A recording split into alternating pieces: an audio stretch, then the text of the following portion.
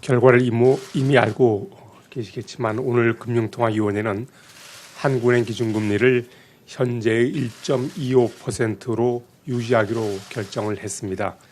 그 배경에 대해서 간단히 설명을 드리도록 하겠습니다. 대외 여건을 이제 먼저 보면은 세계 경제는 회복세가 강화되는 그런 움직임을 이어갔고 국제 금융 시장도 대체로 안정된 모습을 나타냈습니다. 국별로 경제 상황을 보면은 먼저 미국의 경우 소비와 투자 등 내수를 중심으로 견조한 성장세를 이어갔습니다. 중국은 6%대 중후반의 안정적인 성장세를 유지하였고 유로 지역과 일본도 완만한 회복세를 지속하였습니다. 국제 금융시장은 주요국의 경제 지표 개선 등으로 주가의 상승세가 이어졌고 금리 등 여러 가지 가격 변수의 변동성도 줄어드는 등 안정된 모습을 보였습니다. 국내 실물 경제는 완만한 성장세를 이어가고 있는 것으로 판단됩니다. 심리 위축으로 소비가 여전히 부진하지만 수출은 세계 경제 회복 그리고 유가 상승에 힘입어서 개선 움직임을 지속하고 있습니다. 앞으로 국내 경제는 수출과 설비 투자를 중심으로 완만한 성장세를 지속할 것으로 보이고 그 성장 흐름은 지난 1월에 보았던 그런 전망 경로와 대체로 부합할 것으로 예상을 하고 있습니다. 최근 석유류와 농축수산물 가격이 오르면서 1월 중 소비자 물가 상승률이 2.0%를 기록하였고 기대 인플레이션율도 2%대 후반으로 높아졌습니다. 다만 기조적인 물가 흐름을 나타내는 근원 인플레이션율은 1%대 중후반을 유지하고 있습니다. 소비자 물가 상승률은 당분간 2% 가까운 수준에서 등락하겠으나 농축수산물 가격의 안정세가 회복되면서 연간 전체로 보면 1월 전망 수준에서 크게 벗어나지 않을 것으로 그렇게 예상을 하고 있습니다. 국내 금융시장에서는 국제 금융시장의 안정이 지속되면서 국내 주가와 장기 시장 금리의 변동성이 축소되었습니다. 다만 원 달러 환율은 미국 신정부가 강달러에 대해 우려를 표명한 데 따른 영향 등으로 인해서 크게 하락하였습니다. 한편 금융 안정 측면을 보면은 먼저 가계대출은 은행의 경우 2개월 연속 증가 규모가 축소되었지만 비은행 가계대출은 예년 수준을 상회하는 높은 증가세를 이어갔습니다. 가계대출의 증가세 둔화는 계절적 요인에도 기인하는 만큼 이러한 현상이 기조적으로 이어질지 여부는 좀 더 지켜봐야 할 것으로 생각됩니다. 주택가격은 정부의 주택시장 안정 대책의 영향 그리고 계절적 요인 등으로 인해서 수도권과 지방 모두에서 오름세가 주춤하였습니다. 금융통화위원회는 국내 경제가 완만한 성장세를 이어갈 것으로 예상되고 있는 점 그리고 소비자 물가 상승률이 물가 안정 목표인 2% 가까이에서 움직일 것으로 전망되는 점 그리고 대내외 여건의 불확실성이 매우 높아 금융 안정에 계속 유의할 필요가 있다는 점 등을 고려해서 기준금리를 현 수준에서 유지하기로 결정했습니다. 앞으로 통화정책은 성장세 회복을 지원하기 위해 완화 기조를 유지하되 금융 안정에도 유의하여 운영해 나갈 것입니다. 이 과정에서 미 연준의 통화정책 정상화 속도, 미국 신정부 정책의 전개 방향, 그리고 가계부채 증가세 완화의 지속 여부 등을 면밀히 점검해 나가도록 하겠습니다. 오늘 한국은행 기준금리를 현 수준에서 유지하기로 한 금통위의 결정은 전원 일치였습니다. 예, 그럼 지금부터 질문을 받겠습니다. 질문을 하실 때에는 소속과 성명을 말씀해 주시면 감사하겠습니다. 네, 서울경제신문 고경호 기자입니다. 가계부채가 사상 최대를 찍어서 걱정이 많습니다. 현재 수준에서 가계부채를 어떻게 진단하시는지 부탁드립니다. 네, 지난해 가계부채가 두 자릿수의 높은 증가를 나타내서 이제 한 1,300조를 넘어서고 하다 보니까 가계부채에 대한 그런 우려의 목소리가 높은 것이 사실입니다. 정부와 감독 당국이 가계부채의 높은 증가세를 억제하기 위해서 다각적인 대책을 강구하고 있고 그 효과를 이제 좀 보면서 앞으로는 높은 증가세가 좀 전보다는 조금 완화될 것으로 이렇게 기대를 하고 있습니다. 가계부채가 양적으로 크게 늘어났지만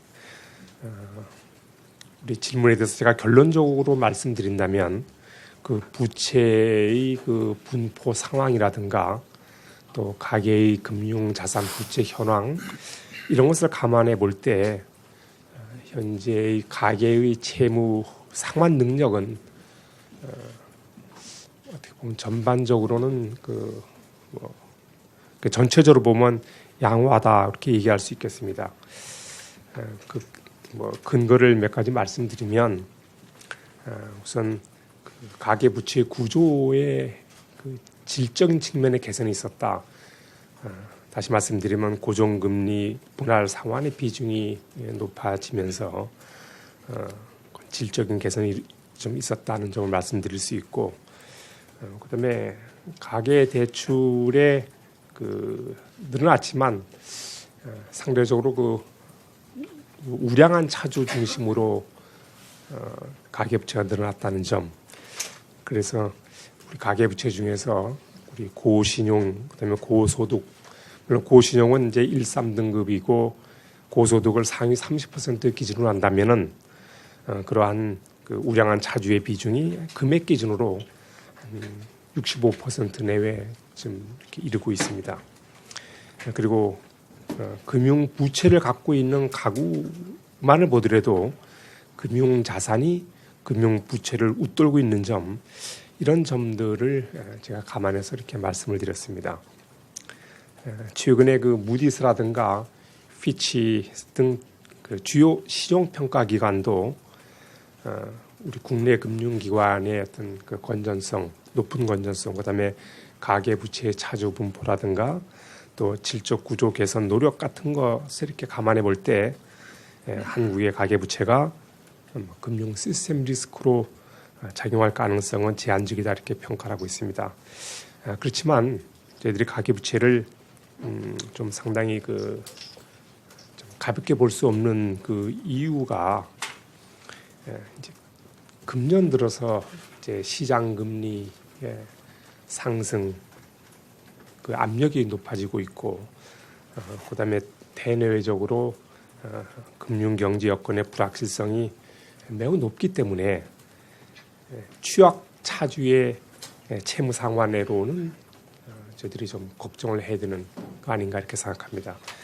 취약 차주라고 하면 저소득층, 그다음에 저신용, 그다음에 다중 채무자, 이러한 그 취약 차주의 채무 부담에 대해서는 좀 여러 가지 유의해서 봐야 되겠다 이렇게 생각을 하고 있습니다. 예, 다음 질문 받겠습니다. 예, 머니투데이 유엄식 기자입니다. 저도 가계부채 관련해서 좀 추가 질문을 하겠는데요. 정부가 그런 점을 감안해서 이제 그 이구명권 대출심사 풍선 효과 때문에 강화한다는 대책을 내놨는데, 이제 이로 인해서 금리가 더 높은 대부업체 등으로 옮겨가는 이제 2차 풍선 효과 우려도 제기되고 있는데요. 그럼 정부 지금 미시대책 내놓은 방향성이 좀 바람직하다고 보시는지 궁금하고요. 또 이제 저소득층 자영업자 그 부채 대책으로 한은의 금융중개지원 대출을 활용하자는 의견도 나오고 있는데, 이 대해서 어떻게 어떤 입장이실지 궁금합니다. 또 다른 한편으로 그 최근 경제 상황에 대한 평가에 대해서 좀 궁금한 게 있는데요. 지금 경제 상황이 리플레이션이다, 스태그플레이션이다, 이게 물가가 오르면서 다양한 얘기가 나오고 있는데 현재 경제 상황을 좀 개인적으로 보신다면 어떤 상황이 더 가까운지 좀 거기서 평가 부탁드립니다. 네. 지금 아까도 제가 말씀드렸지만은 그 높은 가계대출의 증가세를 억제하기 위해서 정부가 여러 가지 대책을 내놨고, 이 같은 현상이 이제 최근 뭐 효과를 어느 정도 나타내면서 작년 12월, 금년 1월 이렇게 가계부채의 증가세는 이렇게 크게 낮아졌습니다. 그렇지만은 최근에 가계 증가세 둔화가 계절적 요인도 있는 것이기 때문에 좀 더 이사철을 좀 이렇게 지나면서 조금 더 지켜봐야 되겠습니다. 정부 여러 가지 이제 대책을 내놨는데 가계부채 대책이 조금 물론 이제 여러 번 이렇게 나눠서 나왔고 또 혹자에 따라서는 좀 미흡하지 않느냐 하는 그런 평가가 있었던 것도 사실입니다만 또 정부 입장에서는 거시경제 전체 그다음에 뭐 부동산 시장 이런 것을 다 고려해서 조치를 취할 수밖에 없기 때문에 여러 가지 대책이 이제 점진적으로 단계적으로 나가고 있다는 점을 이해를 해주시길 바랍니다.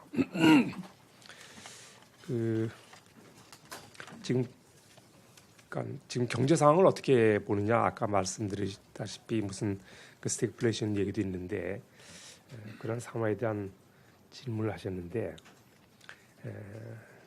최근에 이제 소비자 물가 상승률이 2%대로 올라가고 그다음에 내수가 부진한 데다가 또 국내외 여러 가지 여건도 우호적이지 않기 때문에 그것을 근거로 해서 스태그플레이션 가능성도 좀 제기된 적이 있습니다.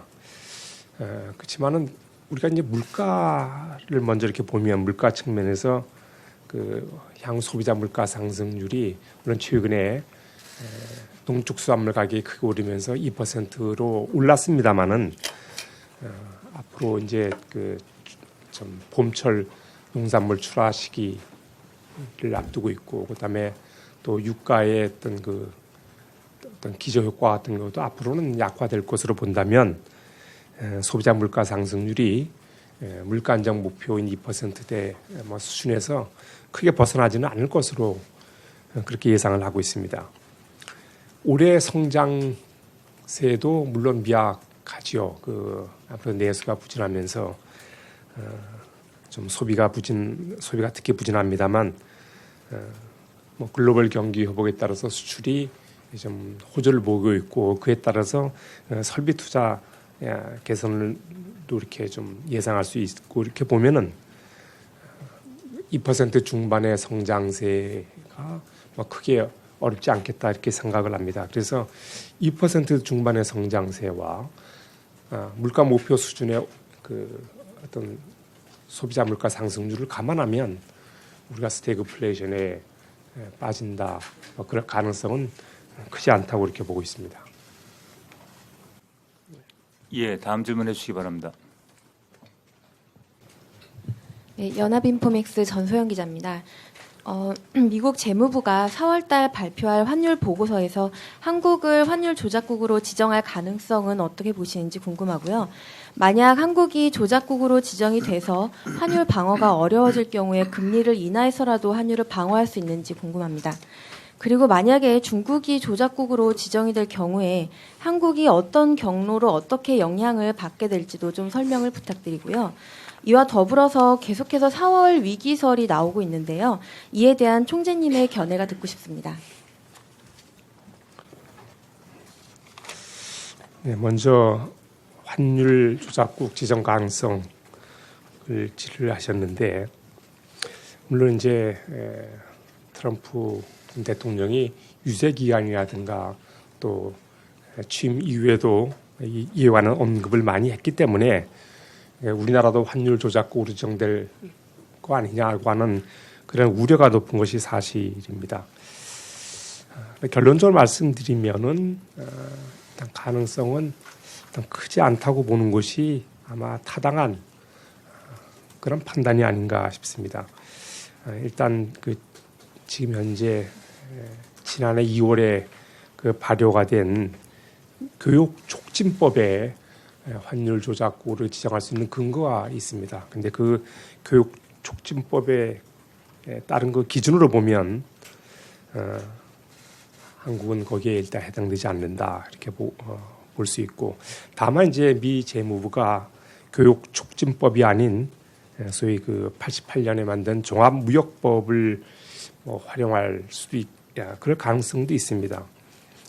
또 물론 현재의 교육 촉진법상의 기준으로는 아닙니다만 그 기준을 또 소위 세부 지정 요건을 바꾸면서 물론 그럴 가능성은 남아 있는 것이 사실입니다만은 지금 어떻게 건조로 보면 그럴 가능성은 그렇게 높지 않다. 그렇지만 하여튼 그런 경계는 갖고 있겠다 이렇게 말씀을 드립니다. 그다음에 이제 우리 환율에 대한 우리 한국은행의 포지션은 시종일관 저들은 한결같습니다. 뭐냐면 우리는 환율이라고 하는 것은 기초 경제 여건을 반영해서 시장에서 자율적으로 결정되어야 하고, 단지 쏠림 현상 등으로 인해서 변동성이 단기간에 과도하게 확대될 경우에만 시장 안정화 차원에서 저희들이 스무싱 오퍼레이션을 한다 이렇게 말씀을 드립니다. 저희들이 어떤 그 이외에 다른 어떤 목적으로 유한시장에 개입하는 것은 아니라는 점을 제가 이렇게 말씀을 드립니다. 그다음에 중국이 이제 환율 조작국으로 지정이 된다면 먼저 생각할 수 있는 것이 중국의 대미 수출이 줄어들 것이고, 그다음에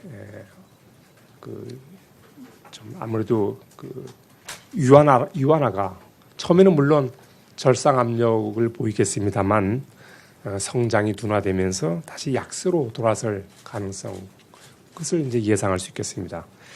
그래서 중국의 성장세가 둔화되고 궁극적으로 유안화가 약세가 된다면 중국과 높은 어떤 금융 또 실물 교육 관계를 갖고 있는 우리나라로서는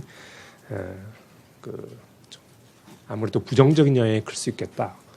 우리의 수출과 국내 경기에 부정적인 영향을 줄 수 있겠다 하는 생각은 들고, 또 유안화가 아무래도 유안화 변동성이 커진다면 원화 환율의 변동성도 좀 동조하는 경향이 있기 때문에 그런 영향도 저희들이 예상할 수 있겠습니다. 그다음에 4월 유기설 아까 거의 된 의견을 말씀하셨는데, 물론 지금 정 기자께서 4월 유기설의 구체적인 근거는 제시 안 했습니다만 일반적으로 제가 보도를 통해서 제가 듣는다면 조금 전에 말씀드린 미국 우리나라에 대한 환율 조작국 지정 가능성이라든가, 또 아마 또 대우조선해양의 어떤 회사채 상환 부담 이런 거를 거론하면서 4월 유기설의 얘기가 좀 나왔던 걸로 알고 있습니다. 그렇지만은 일단 현재까지 이렇게 제기되고 있는 그러한 이슈들은 어떻게 보면 저희들이 전혀 예상치 못한 것이 아니라 이미 알려진 리스크입니다. 그래서 정부를 비롯한 관계기관들이 이러한 이슈에 대해서는 적극적으로 대비를 하고 있기 때문에 4월 유기설이라든가 그것은 좀 과장됐고 실제 유기로 전개될 가능성 크지 않다고 이렇게 판단하고 있습니다. 예, 다음 질문 부탁드립니다. 로이터 통신 김세미 기자입니다.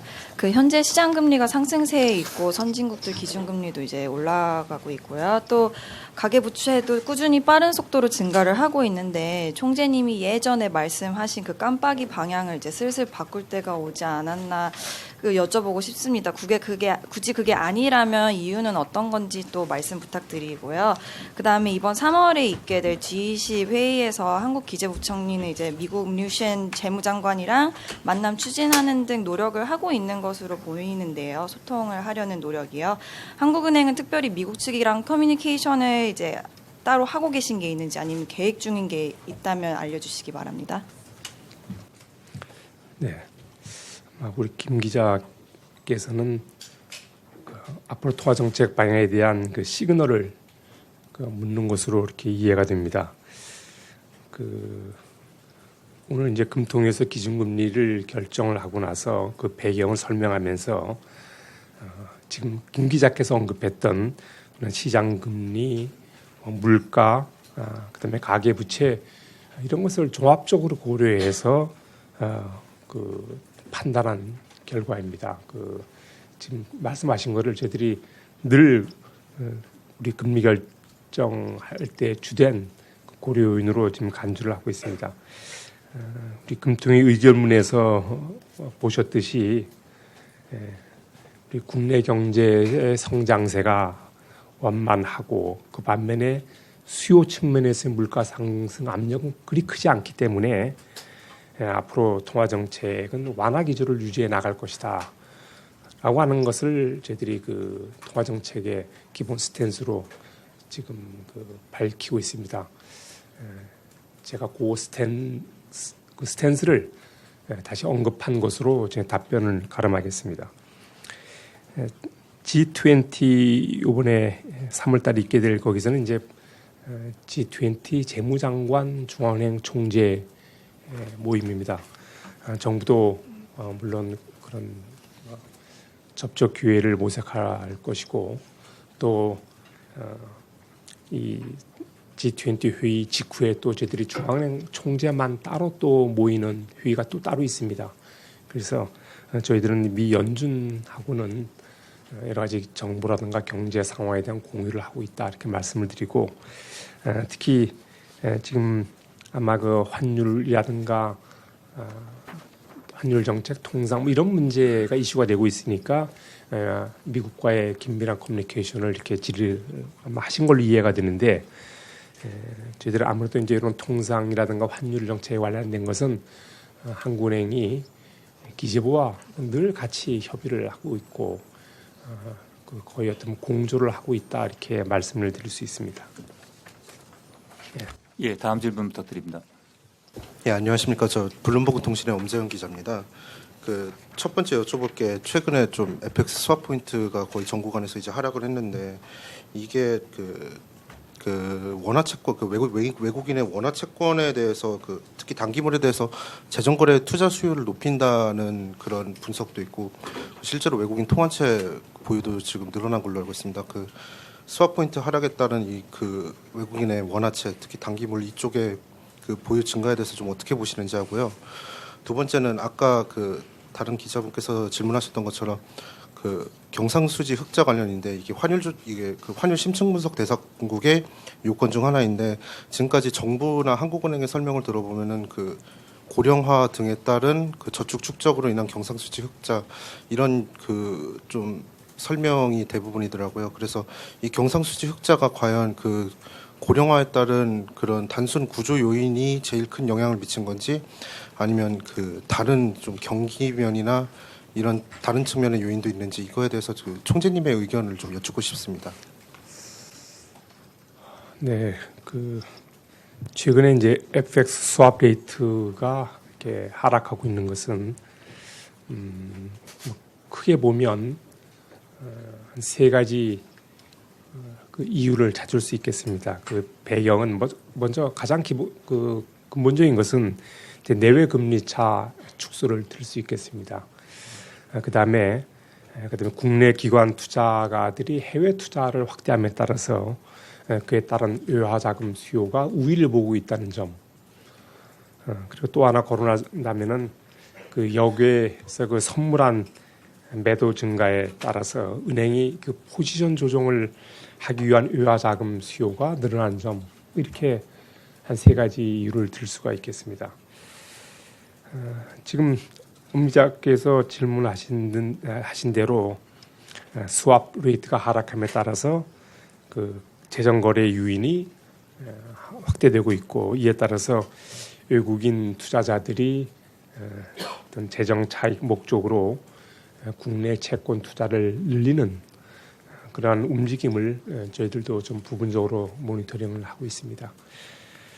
다만 이 스왑 레이트가 그 현 수준에서 뭐 크게 더 하락할 가능성 그렇게 높지 않다, 저들은 이렇게 보고 있습니다. 그래서 외국인 투자자의 그 재정 차익 목적의 채권 투자도 좀 제한적이지 않겠는가, 이렇게 저희들이 예상을 하고 있습니다.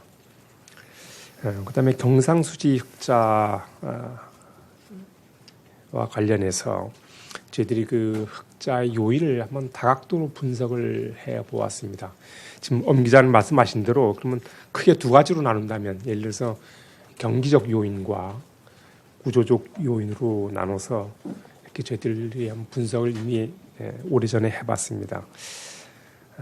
물론 이제 그 경기적 요인이라고 한다면은 특히 제일 큰 게 아무래도 저유가로 인해서 그 수입 금액이 크게 감소했던 점, 그리고 내수가 둔화되면서 수입 수요가 부진했던 점, 이 점이 물론 경상수지 흑자의 큰 요인이 됩니다. 이게 소위 이제 경기적 요인이 되겠습니다. 그다음에 이제 고령화의 요인도 꽤 큽니다. 구조적 요인 중에서 가장 대표적인 게 고령화를 들 수 있겠는데, 예를 들면 고령화가 진전될수록 저축률이 높아짐에 따라서 경상수지 흑자가 확대되는 그런 요인이 있겠습니다. 그래서 아무래도 국내 우리나라의 어떤 고령화 진전 속도가 워낙 빠르기 때문에 그에 따른 구조적 요인이 경상수지 확대에 상당한 영향을 끼쳤을 것으로 이렇게 봅니다. 실제로 저희들이 여러 가지 방법을 통해서 한번 계량적으로 수치상으로도 분석을 해보았습니다. 저희들이 그 숫자를 뭐 여기서 일일이 밝히기보다는 좀 경기적 요인이 아무래도 좀 더 큰 것 같은데, 이 구조적 요인의 흑자도 어떤 상당 부분에 이른다는 것을 저희들이 확인을 했습니다.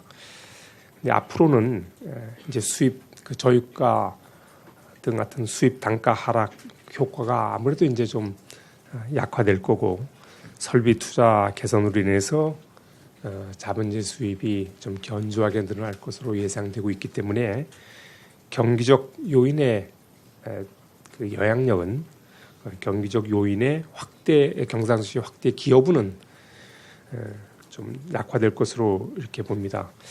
그렇지만은 아까 말씀드린 건 구조적 요인, 대표적인 게 고령화라고 제가 말씀드렸는데, 그에 따른 경상수지 흑자는 앞으로도 지속되지 않겠는가, 이렇게 생각을 하고 있습니다. 예, 다음 질문 받겠습니다. 네, 저 매일경제 부장원입니다.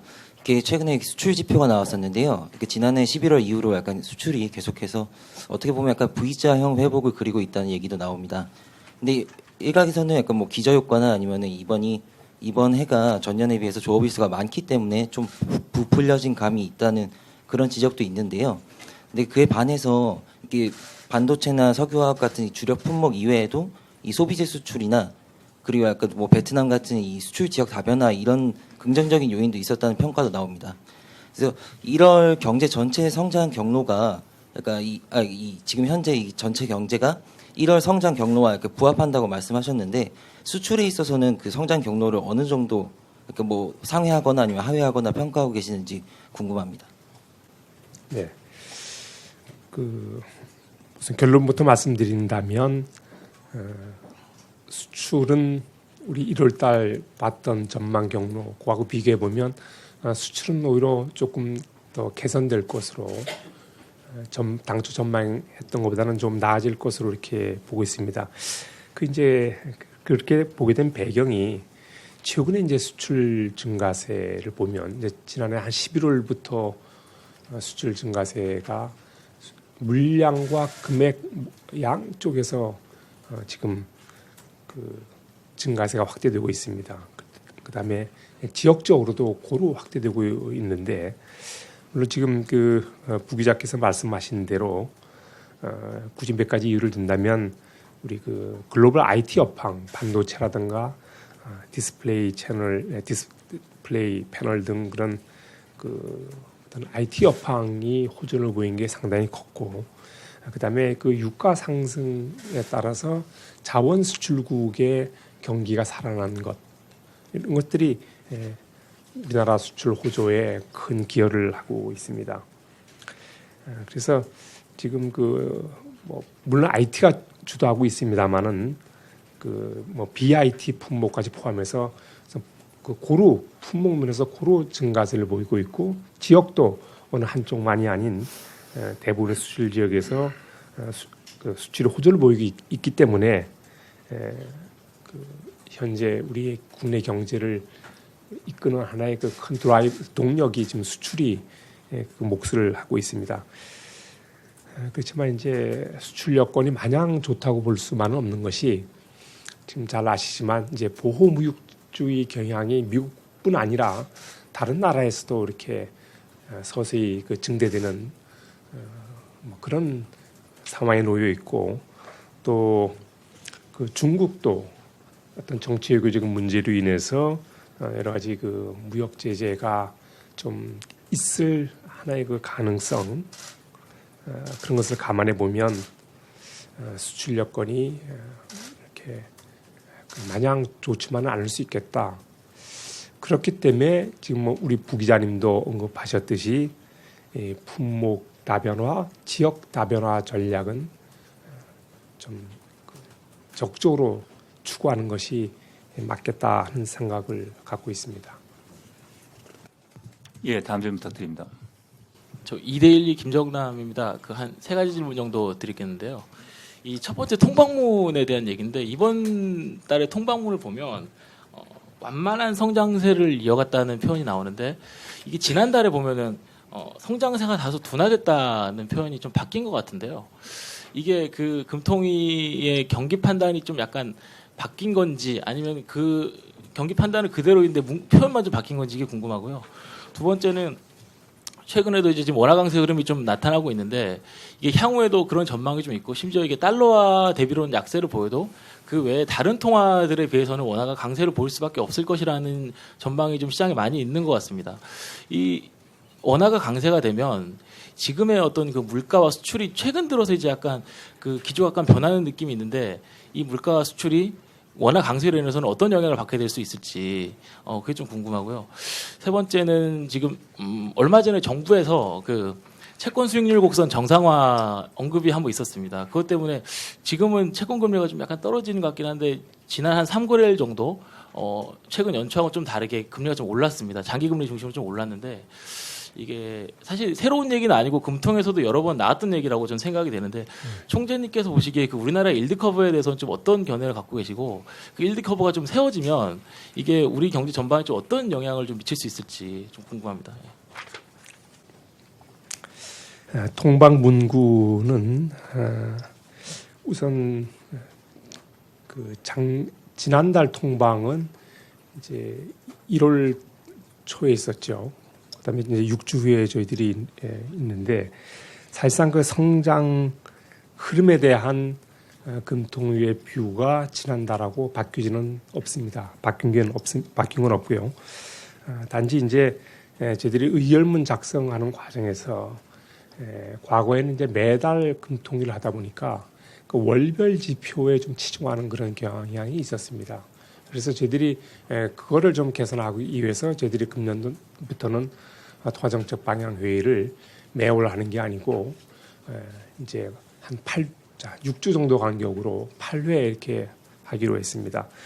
그래서 그렇게 보면 이번에 의결문 저기에서 보셨겠지만, 저희들이 항상 경제 흐름을 월간 지표에서 벗어나서 어떤 전체 흐름을 놓고 이렇게 판단을 하고 있다, 이렇게 말씀을 드립니다.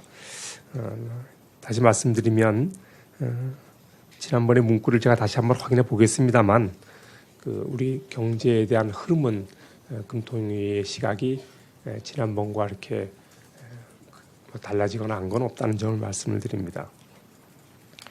원화 강세가 물가와 수출에 어떤 영향을 주느냐 말씀인데 너무나도 당연하고 다 알고 계시겠지만 원화 강세가 지속이 된다면 물가에는 하방 압력으로 작용할 것이고 수출에는 하방 압력으로 작용하게 될 것입니다. 물가에 대해서는 저희들이 물가 수출에 대한 영향을 이제 계량적으로도 분석을 한 바가 있는데 분명히 이제 제가 말씀드렸다시피 물가에는 하방, 수출에는 하방 압력인데 수출의 경우에는 조금 생각을 좀 해봐야 됩니다. 뭐냐면은 아까 수출은 원화가 강세된다면 가격 경쟁력을 떨어뜨려 가지고 수출에 영향을 분명히 주겠지만은 사실상 우리 한국 경제의 어떤 구조 변화로 인해서 수출에 대한 환율의 영향력은 옛날보다는 낮아졌다 이렇게 저희들이 보고 있습니다. 그 근거를 몇 가지 내가 말씀드린다면 우선 국내 기업의 해외 생산 비중이 상당히 높아졌습니다. 그리고 우리 생산 활동에 있어서 수입 중간재 투입 비중이 또 상당 부분 높아졌습니다. 그리고 이제 점점 더 품질 등 어떤 비가격 경쟁력이 수출에 미치는 영향이 좀 더 커지는 그러한 방향으로 움직이고 있다. 그래서 이런 점을 감안해 보면 우리 과거의 종래의 가격 경쟁력을 통한 수출의 환율의 수출 영향력이 과거보다는 좀 약화됐다 이렇게 말씀을 드릴 수가 있습니다. 그리고 이제 일드 커브 말씀하셨는데 아마 정부가 말씀한 것도 이제 지금까지 일드 커브가 상당히 아주 완만하게 됐다는 그런 문제를 제기한 원론적인 발언으로 다시 말씀드려서 이제 시장 수요에 맞춰서 장기차 발행을 점점 늘려서 일드 커브를 좀 더 스티프하게 만들 필요가 있다고 하는 그러한 이제 정부의 발언이 있었던 걸로 알고 있습니다. 그래서 이후에 실제로 장단기 금리차가 조금 이제 확대된 것도 사실입니다. 그렇지만 우리 김 기자님 잘 아시다시피 이 장기 시장 금리라고 하는 것은 기본적으로 어떤 경기와 물가 상황이 어떠냐, 그다음에 물론 통화 정책에 대한 기대도 거기에 작용할 것이고, 해외 금리가 어떨 것인지, 그다음에 또 하나 중요한 것이 채권 시장의 수급 요인, 수급 상황이 이렇게 장기 시장 금리에 영향을 주게 됩니다. 다시 말씀드려서 장기 시장 금리는 우리 통화 정책에 대한 기대나 이런 거 외에 매우 다양한 요인에 의해서 결정을 되기 때문에 우리 정책 당국이 장기 시장 금리를 특정 방향으로 유도하기도 어렵고 또 그렇게 할 것이라고 이렇게 해석할 필요도 없다고 이렇게 생각을 하고 있습니다. 예, 다음 질문 부탁드립니다. 조선비제 조기둥 기자입니다. 물가 상승률이 작년 1월 달에 이제 연율 대비 전년 대비 2% 2.03이었나요? 한 이 정도 나왔는데 이 경우에 보면은 이제 기준금리를 실질로 바꿨을 때 한 마이너스 한 0.78% 정도 되더라고요. 그러면은 이제 실질 기준금리가 당분간 장기적으로 이제 마이너스를 계속 유지할 거라는 그런 이야기가 되는데 이 경우에 대한 어떤 평가나 경제 상황에 특별한 변화가 있을 건지 여기에 대한 한은의 뷰가 궁금합니다. 그리고 두 번째는 장기 경제 성장률을 재조정하는 걸로 알고 있는데 그 경우에 자연 이자율은 어느 정도나 낮춰지는지가 궁금합니다. 실제로 지금 물가 상승률이 근원 물가 상승률로 한 1.8% 정도 된다면은 한 2% 중반대가 자연 이자율 수준이 아닌가 싶은데요. 여기에 대해서 하는 측이 갖고 있는 어떤 뷰나 추계는 있습니까? 네, 지금 조금 전에 말씀하신 대로 이제 실질 금리는 통상적으로 명목 금리에서 물가 상승률을 이렇게 뺀 그런 이제 개념입니다. 그래서 기준금리를 말씀하셨고, 만약 물가 상승률도 실제 물가 상승률을 갖고 계산할 수도 있고, 또 기대 인플레이션으로도 계산할 수 있습니다. 지금 우리 조 기자님 말씀하신 대로 기준금리와 실제 CPI 상승률을 비교하면 한번 그 수준의 실질 금리 마이너스 수준이 될 것이고, 만약에 기대 인플레이션을 적용하면 기대 인플레이션율이 2% 후반이기 때문에 뭐 그 마이너스 폭은 훨씬 더 커지게 되는 거죠. 이렇게 실질 금리가 마이너스인 상황은 그럼 뭘 의미하느냐 하면은 그만큼 한국은행이 어떤 좀 저조한 국내 경제의 어떤 성장 모멘텀을 좀 부추기기 위해서 통화 정책을 그만큼 완화적으로 운용했다고 하는 하나의 에비던스가 되는 거죠. 그래서 저희들이 통화 정책 방향의 기본 스탠스를 아까 말씀드렸듯이 국내 물가 수요 압력, 수요면에서 물가 상승 압력이 그리 크지 않고 성장세가 좀 미약하기 때문에 당분간 완화 기조를 유지하겠다고 하는 그거와 다 연결되는 내용이라고 봅니다. 물론 이제 이렇게 실질 금리가 마이너스 상태로 오래 간다면, 또 그 폭이 확대된다면 물론 경기 회복에는 도움이 되겠지만서도 그 자체가 또 금융 불균형 요인으로 작용할 수 있기 때문에 금통위로서는 그런 경기 회복과 금융 안정 도모라고 하는 두 가지의 일종의 그 목적을 좀 조화롭게 저희들이 달성하기 위해서 고민을 하고 있다, 이렇게 말씀을 드립니다. 그다음에 장기 성장률 재조정 말씀은 아마 이제 잠재 성장률 다시 추정하는 거 아닌가, 아마 그런 뜻으로 이해를 하고 있습니다.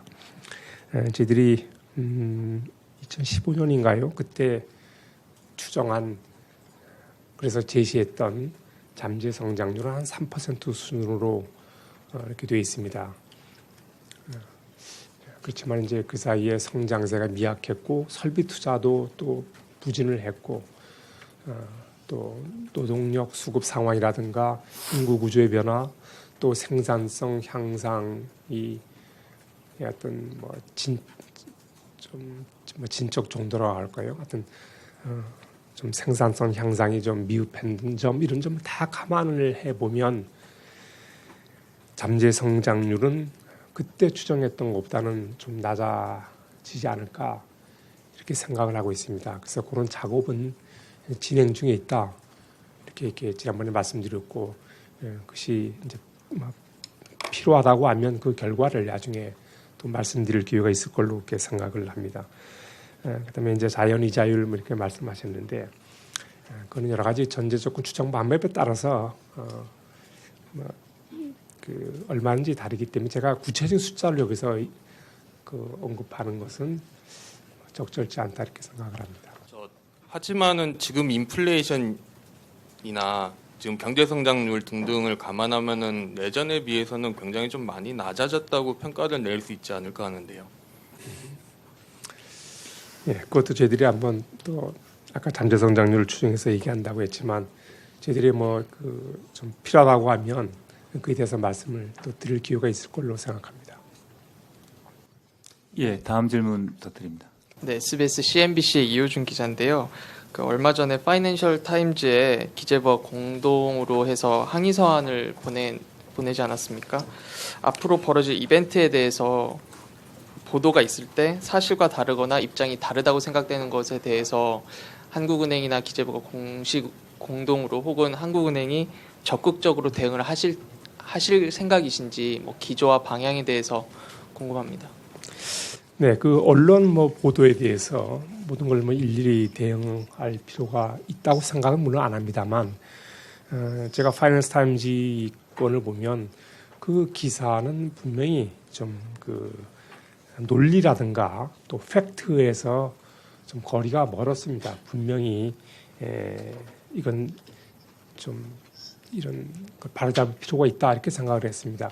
파이낸스 타임즈의 또 그 신문사의 뭐라고 할까요? 그저 레퓨테이션이라고 합니까? 그 영향력이 또 그것도 상당히 큰 그런 신문이기 때문에 혹시 우리가 이거에 대해서 아무 의견을 내지 않으면 이 사실이 그대로 또 좀 많은 사람에게 전달될 것이 아닌가 하는 그런 우려에서 대응을 했던 거고 앞으로도 어떤 언론에 대한 대응은 그 내용에 따라서 예를 그 팩트가 과연 사실에 얼마큼 부합하는지 그다음에 그것의 파급 영향 뭐 이런 걸 감안해서 이제 판단을 그때마다 판단할 사안입니다만은 지금 이렇게 지난번에 이러한 류의 그 보도 내용에 대해서는 좀 적극적으로 우리의 어떤 실상이라든가 사실 그다음에 우리의 논리를 알릴 필요가 있다고 생각을 합니다. 그래서 다시 말씀드리면 이와 유사한 상황이 생긴다면 적극 대응을 해나갈 그럴 생각으로 있습니다. 예, 더 이상 질문이 없는 것 같습니다. 그러면 이상으로 오늘 기자간담회를 모두 마치도록 하겠습니다. 감사합니다.